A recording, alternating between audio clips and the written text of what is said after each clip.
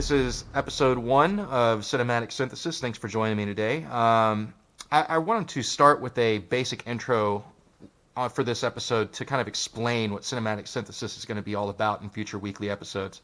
In the future, I wanted to go ahead and say, too, there's not going to be a whole lot of talking in these, not a whole bunch of exposition, just playing some ambient, creepy stuff using these synthesizers in a very cinematic way. So, cinematic synthesis is not about extreme tutorials, about learning the intricacies of synthesis and that sort of thing. There are plenty of other amazing YouTube channels out there that do that. This is simply how to use these guys here in a more cinematic fashion so they'd be better suited for, video game scores and soundtracks and dark ambient droney stuff. And that being said, if you're a fellow composer, first of all, welcome to the channel. I hope that you find these videos useful. If you're shopping around for a Sub Phatty is a great example. I hope that you'll sit back and be like, hey, this could be used for like really ambient, creepy pads and stuff, even though it's a monaural synth. There are ways to tweak these guys. So that being said, I'd like to go ahead and dive right in. And below there are in the description there's links to all this equipment that I'll be using, and most of which you can find on Amazon. So if you're a Prime member, you can have it in 2 days. It's pretty crazy stuff. Anyway, let's go ahead and get started. Today I'm going to start with this guy. And no, not the Sub Phatty, but the Monotron Delay. This thing is pretty fantastic. It's only $49.99. You can get it on Amazon, really anywhere.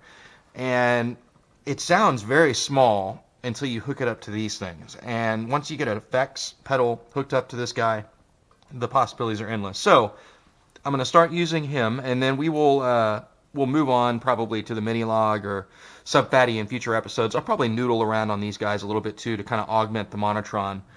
But this should give you an idea. Anyway, I'll shut up and just get on with making this sort of synthesizer cinematic. So without further ado, here we go.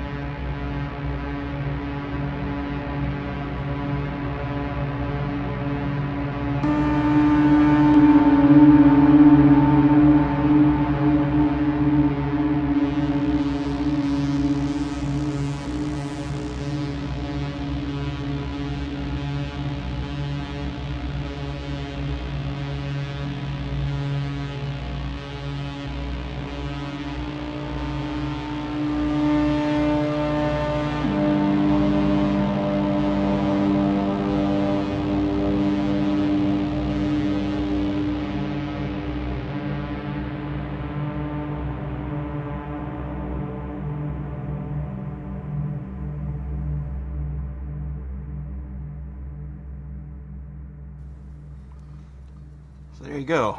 The Monotron. That thing is it's pretty awesome. It's perfect for sci-fi scores. You can get a lot of really good horror material out of it.